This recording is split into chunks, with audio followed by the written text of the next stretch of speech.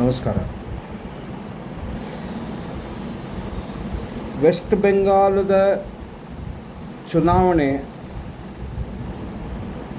ಇಡೀ ಭಾರತ ದೇಶಕ್ಕೆ ಯಾಕೆ ಮಹತ್ವಪೂರ್ಣವಿತ್ತು ಮತ್ತು 4ನೇ ತಾರೀಕು ಅದರಲ್ಲಿ ಏನು ಬದಲಾವಣೆ ಆಗ್ತದೆ. ಆದರೆ ವೆಸ್ಟ್ ಬೆಂಗಾಲಿನ ಇತಿಹಾಸ ನೋಡಿದರೆ ನಾವು 20 ವರ್ಷ ಬ್ರಿಟಿಷರ ಆಳ್ವಿಕೆ ಇತ್ತು. ಅಂದರೆ 1947 15 ಆಗಸ್ಟ್ ನಮಗೆ ಸ್ವಾತಂತ್ರ್ಯ ಸಿಕ್ಕ ಮೇಲೆ 20 ವರ್ಷ ಏನು ಬ್ರಿಟಿಷರ ಆಳ್ವಿಕೆ ಅಂತಿರಲ್ಲ, ಕಾಂಗ್ರೆಸ್ಸಿನ ಆಳ್ವಿಕೆಯಲ್ಲಿತ್ತು. ಮುಂದಿನ 25-30 ವರ್ಷ ಚೈನಾ ಆಳ್ವಿಕೆ ಇತ್ತು. ಲಾಸ್ಟ್ 15 ಇಯರ್ಸು ನಾವು ISIನ ರೂಲಲ್ಲಿ ನೋಡ್ತಾ ಇದ್ದೇವೆ. ಅಂದರೆ ಸ್ವಾತಂತ್ರ್ಯ ಬಂದು 76 ವರ್ಷದವರೆಗೂ ಕೂಡ ವೆಸ್ಟ್ ಬೆಂಗಾಲಿಗೆ ಸ್ವತಂತ್ರ ಸಿಕ್ಕಿದ್ದಿಲ್ಲ. ನಾಳೆ 4ನೇ ತಾರೀಕು ಅವರಿಗೆ ಸ್ವತಂತ್ರ ಸಿಗುವ ಎಲ್ಲ ಸಾಧ್ಯತೆಗಳು ಕಾಣ್ತಾ ಇದ್ದಾವೆ. ಇದನ್ನು ಯಾಕೆ ಹೇಳ್ತಾ ಇದ್ದೇನೆ ಅಂತಂದರೆ, ಕಳೆದ 15 ವರ್ಷ ISIನ ರೂಲ್ನಲ್ಲಿ ವೆಸ್ಟ್ ಬೆಂಗಾಲ ಅಭಿವೃದ್ಧಿ ಇಲ್ಲದೆ ಮತ್ತು ಆ ಧುರಂಧರ್ ಪಿಕ್ಚರ್ನಲ್ಲಿ ಲ್ಯಾರಿ ಇದ್ನಲ್ಲ, ಕೋಲ್ಕತ್ತಾ ವೆಸ್ಟ್ ಬೆಂಗಾಲಿನ ಗೃಹ ಭಾಗವಾದ ಕೋಲ್ಕತ್ತಾದ ಡೈಮಂಡ್ ಹಾರ್ಬರ್ನಲ್ಲಿನೇ ಲ್ಯಾರಿ ಇದ್ದ. ನೀವು ವಿಚಾರ ಮಾಡ್ತಿರ್ಬೋದು, ಇಡೀ ದೇಶದಲ್ಲಿ ವಿಧಾನಸಭೆಯ ಚುನಾವಣೆ ಇದೆ, ಅದೇ ಥರ ವೆಸ್ಟ್ ಬೆಂಗಾಲ್ನಲ್ಲಿ ಕೂಡ ಚುನಾವಣೆ ಇದೆ. ಅದೊಂದು ರಾಜ್ಯ, ಅದರಲ್ಲಿ ಏನು ಮಹತ್ವದ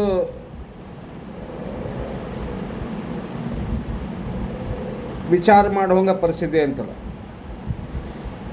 ಏನು ಇಡೀ ದೇಶ ವಿಚಾರ ಮಾಡ್ತಾ ಇದೆಯಲ್ಲ, ಅದರ ಹೊರತುಪಡಿಸಿ ವೆಸ್ಟ್ ಬೆಂಗಾಲಿನ ಪರಿಸ್ಥಿತಿ ಇದೆ. ಅಲ್ಲಿ ನಡೆಯುವ ಸಿಂಡಿಕೇಟ್, ಟೋಲಾಬಾಜಿ, ಕ್ಲಬ್ ಕಲ್ಚರ್, ಅನ್ಯಾಯ, ಅತ್ಯಾಚಾರ, ಅಭಿವೃದ್ಧಿ ಇಲ್ಲದೆ ಇರುವ ವೆಸ್ಟ್ ಬೆಂಗಾಲ್, ಸ್ಪೆಷಲಿ ಗೌರ್ಮೆಂಟ್ ಸ್ಕೂಲಿನ ಕಥೆ ಹೇಳಬೇಕಾದ್ರೆ, ಗೌರ್ಮೆಂಟ್ ಸ್ಕೂಲ್ ಬಂದಾಗ್ತಾ ಬಂದಿದ್ವು. ಅಲ್ಲಿಯ ಲೋಕಲ್ ಕೌನ್ಸಿಲರ್ ಅದಕ್ಕೆ ಶಾದಿ ಮಹಲ್ ಅಂತ ಮಾಡಿಬಿಡ್ತಿದ್ರು. ಪರ್ಮಿಷನ್ ಇಲ್ಲ, ಏನೂ ಇಲ್ಲ. 4 ಗೋಡೆ ಕಳೆದು ಒಂದು ಮಂಟಪ ಥರ ತಯಾರು ಮಾಡಿ ಒಂದು ಹಾಲ್ ರೆಡಿ ಮಾಡಿ ಅದು ಶಾದಿ ಮಹಲ್ ಮಾಡಿಬಿಡೋದು. ಈ ಥರ ಅನೇಕ ವಿಷಯಗಳು ವೆಸ್ಟ್ ಬೆಂಗಾಲ್ನಲ್ಲಿ ಕಾಣ್ತಾ ಇದ್ದಾವೆ. ಅದು ಒಂದು ಮಾತ್ರ ಮಹತ್ವದ್ದು, ಸ್ಟ್ರಾಟಜಿಕಲಿ ಏನು ವೆಸ್ಟ್ ಬೆಂಗಾಲಿನ ಹತ್ತಿರ ನಮ್ಮ ಬಂಗಾಳ ದೇಶ ಇದೆ, ಆಮೇಲೆ ಮ್ಯಾನ್ಮಾರ್ ಇದೆ.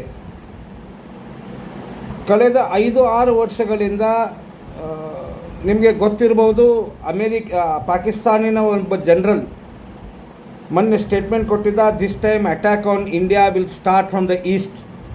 ಅಂದರೆ ಈ ಹಂತಕ್ಕೆ ವೆಸ್ಟ್ ಬೆಂಗಾಲಿನ ಪರಿಸ್ಥಿತಿ ಆಗಿಬಿಟ್ಟಿತ್ತು. ಅಂದರೆ ಅವ್ರಿಗೆ passage for waging the war against India ಕೊಡೋ ಹಂತದಲ್ಲಿ ವೆಸ್ಟ್ ಬೆಂಗಾಲ್ ಬಂದುಬಿಟ್ಟಿತ್ತು. ಅನೇಕ ಜನ ಕೇಳ್ತಾ ಇದ್ದಾರೆ, ಯಾವಾಗ 2021ರಲ್ಲಿ ಚುನಾವಣೆ ಮುಗಿತು, ಆನಂತರ ಏನು ವೈಲೆನ್ಸಲ್ಲಿ ಆಯಿತು, ಪೋಸ್ಟ್ ಪೋಲ್ ವೈಲೆನ್ಸ್ ಆದಮೇಲೆ ನರೇಂದ್ರ ಮೋದಿ ಸರ್ಕಾರ ರಾಷ್ಟ್ರಪತಿ ಆಳ್ವಿಕೆ ಯಾಕೆ ಹಾಕಿಲ್ಲ ಅಂತ ನೋಡಿ. ಒಬ್ಬ ಡಾಕ್ಟರು ಒಂದು ಗುಳ್ಳೆ ಇದೆ ಮೈ ಮೇಲೆ, ಆ ಗುಳ್ಳೆ ಒಮ್ಗಿಲೆ ಒಡೆಯೋದಿಲ್ಲ. ಆ ಗುಳ್ಳೆಯನ್ನು ಅದು ಫುಲ್ ಪೀಕ್ನಲ್ಲಿ ಬಂದು ಅಲ್ಲಿರುವ ಕೆಟ್ಟ ಏನು ಪದಾರ್ಥಗಳಿದ್ದಾವೆ ಅವು ಹೊರಗಡೆ ಬರಬೇಕು. ಆ ನಂತರ ಅವನು ಸರ್ಜರಿ ಮಾಡ್ತಾರೆ. Government of India was waiting for this, that people of Bengal will decide the fate of Bengal in 2026 election. ಅದಕ್ಕೆ ಪೇಷನ್ಸ್ ಆಗಿ ಅವರು ಇವರ ಮಾಡಿದ ಅಪರಾಧಗಳು, ಅರಾಜಕ ಕೃತ್ಯಗಳು ನೋಡ್ತಾ ಕುಂತಿದ್ರು. ಆದರೆ ಇವತ್ತೇನಾದರೂ ನಾಳೆ 2026ನಲ್ಲಿ ಭಾರೀ ಬಹುಮತದಿಂದ ಭಾರತೀಯ ಜನತಾ ಪಾರ್ಟಿಯ ಸರ್ಕಾರ ವೆಸ್ಟ್ ಬೆಂಗಾಲ್ದಲ್ಲಿ ಬಂದರೆ ಅದರಲ್ಲಿ ನಾನು ಹೇಳ್ಬೋದು ಪ್ರಧಾನಮಂತ್ರಿ ನರೇಂದ್ರ ಮೋದಿಯವರ ಪಾತ್ರ ಮತ್ತು ಅಮಿತ್ ಶಾ ಅವರ ಪಾತ್ರ ಅದರಲ್ಲಿ ಏನೂ ಇಲ್ಲ. ಬಂಗಾಲಿನ ಜನತೆ, ಬಂಗಾಲಿನ ಮಾತಾ ಭಗಿನಿಯರು ಮತ್ತು ಬಂಗಾಲಿನ ಯುವಕರು, ಏನು ನಾವು ಜಡ್ ಅಂತ ಕರಿತಾ ಇದ್ದೀವಿ, ಅವರೇ ಇದರ ಅಪಾರ್ಚುನಿಟಿಯನ್ನು ಕಾಯ್ತಾ ಇದ್ದರು. ಚುಪೆ ಛಾಪ್ ಕಮಲ್ ಛಾಪ್ ಅಂದರೆ ಸುಮ್ಮನೆ ಇರೋದು, ಹೋಗಿ ಕಮಲಿನ ಗುರ್ತಕ್ಕೆ ವೋಟ್ ಮಾಡೋದು, ಇದಕ್ಕೆ ಕಾಯ್ತಾಯಿದ್ರು.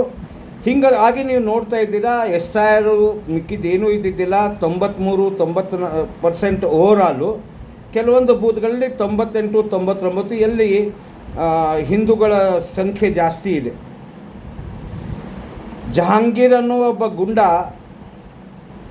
ಇವತ್ತು ಫಲ್ಟಾದಲ್ಲಿ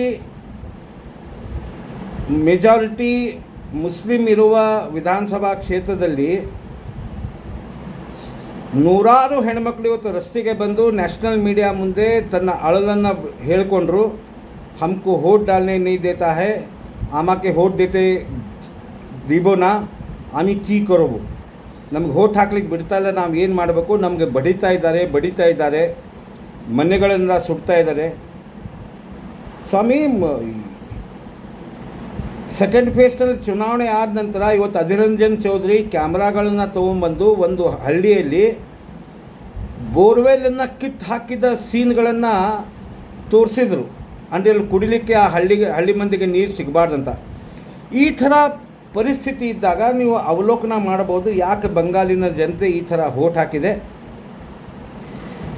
ನೋಡಿ, 3 ಲೀಡರ್ಗಳು ಈ ದೇಶದಲ್ಲಿ ಹಿಂಸೆ ಮತ್ತು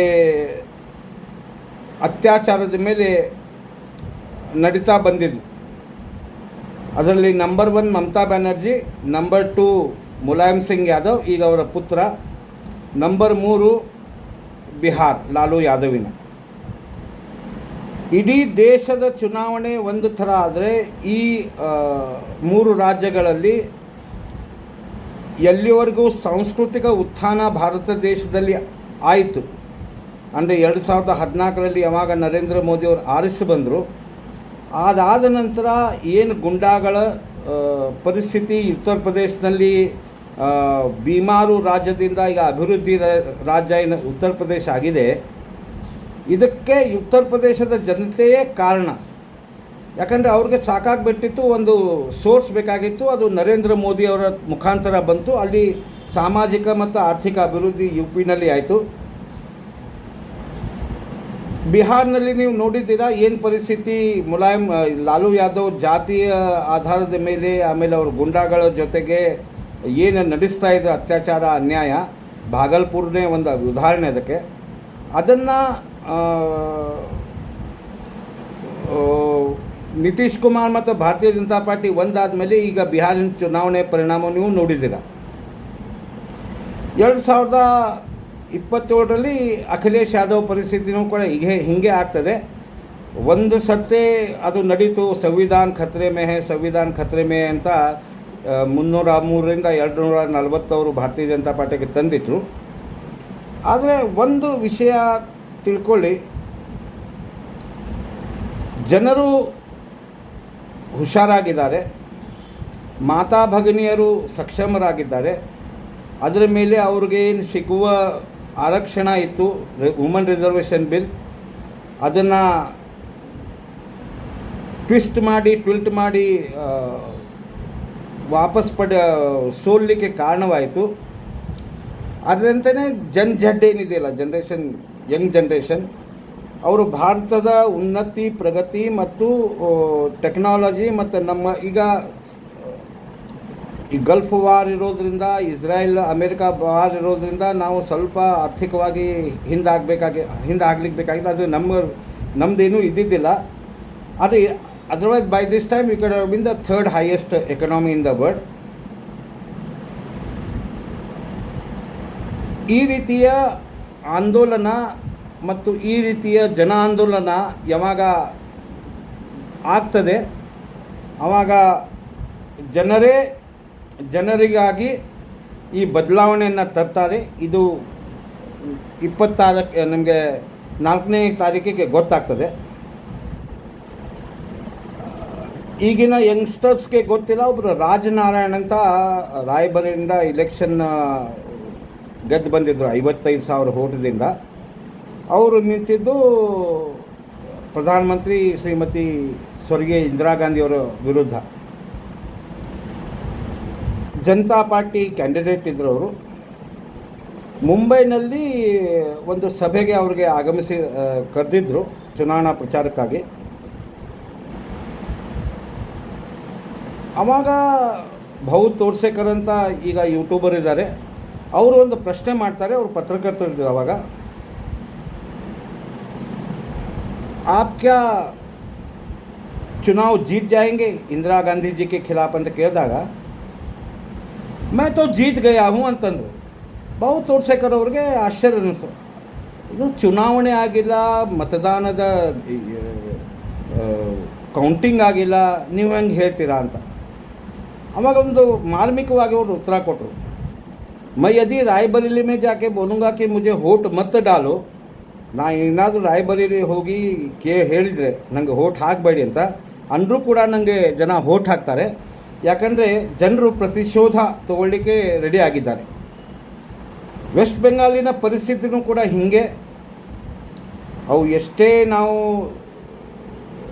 ಎಕ್ಸಿಟ್ ಪೋಲ್, ಒಪಿನಿಯನ್ ಪೋಲ್ ಏನಿದ್ರು ಕೂಡ the people's opinion is only one thing, पलटानो दरकार, चाहे बीजेपी सरकार 26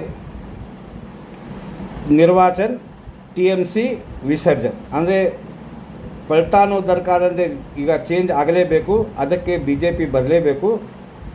26 ನಿರ್ವಾಚನ TMC ವಿಸರ್ಜನೆ ಅಂದರೆ 26ರ ಚುನಾವಣೆ TMCಯ ವಿಸರ್ಜನೆ ಅಂತ. ಇಷ್ಟೆಲ್ಲ ಪರಿಸ್ಥಿತಿಯಲ್ಲಿ ಇದ್ದರೂ ಕೂಡ ಲಾಸ್ಟ್ ಟೈಮ್ 3ರಿಂದ 77 ಆದಾಗ ಅಮಿತ್ ಶಾ ಅವ್ರಿಗೆ ಪ್ರಶ್ನೆ ಕೇಳಲಾಗಿತ್ತು ಆಸ್ತಕರಿಂದ ಅಂಜನಾ ಓಂ ಕಶ್ಯಪ್ ಅವರು. ನಿಮಗೆ ಹೆಂಗೆ ಗ್ಯಾರಂಟಿ ಇದೆ ನಿಮಗೆ 170-180 सीट ಬರ್ತವೆ ಅಂತಂದಾಗ ಆವಾಗ ಅವರು ಅಂದರು, देखो जब 3 से हम 77 जा सकते हैं तो 77 से हम कितने आगे जाएंगे. ರೋಡ್ ಶೋ ನಡೀತಾ ಇತ್ತು. ಲಕ್ಷಾನುಗಟ್ಟಲೆ ಜನ ರೋಡ್ ಶೋನಲ್ಲಿ ಕೋಲ್ಕತ್ತಾದಲ್ಲಿ ಭಾಗಿಯಾಗಿದ್ದರು. ಹಾಗಿದ್ದಾಗ ಇನ್ನೊಂದು ಮಹತ್ವದ ಘಟನೆ ಅಂತಂದರೆ 142 ಸೆಕೆಂಡ್ ಫೇಸ್ ಪೋಲಿಂಗ್ ಆದಾಗ 18 ಸೀಟ್ ಗೆದ್ದ BJP ಈಗ 90 ಸೀಟ್ ಹೆಂಗೆ ಗೆಲ್ತದೆ ಅಂತಂದರೆ ಅದರ ಒಂದು ಜ್ವಲಂತ ಉದಾಹರಣೆ ಅಂತಂದರೆ ಕೋಲ್ಕತ್ತಾ ಸುತ್ತಮುತ್ತ ಭಾಗದಲ್ಲಿರುವ 11 ಸೀಟ್ಗಳಲ್ಲಿ 8 ಸೀಟು ಹೌಡಾವಿನ 19, ಅದರಲ್ಲಿ ಒಂದೂ ಸೀಟ್ ಲಾಸ್ಟ್ ಟೈಮ್ ಬಂದಿದ್ದಿಲ್ಲ. ಹೌಡಾ ಜಿಲ್ಲೆಯ 19 ಮತಕ್ಷೇತ್ರದಲ್ಲಿ 0 ಸೀಟ್ ತಂದ BJP ಈಗ 12 ಸೀಟುದಿಂದ 14 ಸೀಟ್ ತರ್ತಾಯಿದೆ. ನೊದಿಯಾದಲ್ಲಿ 0 ಸೀಟ್ ಇದ್ದ BJP ಈ ಸತ್ತೆ 9 ಸೀಟಿನಲ್ಲಿ 8 ಸೀಟ್ ಗೆಲ್ತಾ ಇದ್ದಾವೆ. ನೀವು ಡಾರ್ಜಿಲಿಂಗ್ ತಿಳ್ಕೊಳ್ರಿ, ಜಲ್ಪಾಯ್ಗುಡಿ ತಿಳ್ಕೊಳ್ರಿ, ಇಂಥ 6 ಜಿಲ್ಲೆಗಳಲ್ಲಿ ಫಾಕಾ, ಬಂಗಾಲಿಲಿ ಫಾಕಾ ಅಂದರೆ 0 ಸೀಟ್ಸ್ TMCಗೆ ಸಿಗ್ತಾ ಇಲ್ಲ. 6 ಜಿಲ್ಲೆಯಲ್ಲಿ ಭಾರತೀಯ ಜನತಾ ಪಾರ್ಟಿ ಕ್ಲೀನ್ ಸ್ವೀಪ್ ಮಾಡ್ತಾಯಿದೆ. ಕಾಂಗ್ರೆಸ್ಸು ಮಾಲ್ದಾ ಮತ್ತು ಮುರ್ಷಿದಾಬಾದ್ನಲ್ಲಿ TMCಗೆ ಸೋಲಿಸಿ ತಾನು ಆರ್ಸ್ ಬರ್ತಾಯಿದೆ. ಅಂದರೆ 0 ಸೀಟ್ ಇದ್ದ ಕಾಂಗ್ರೆಸ್ 13 ಸೀಟಿಗೆ ಏರಿಕೆ ಆಗ್ತಾಯಿದೆ. ISF ಅಂದರೆ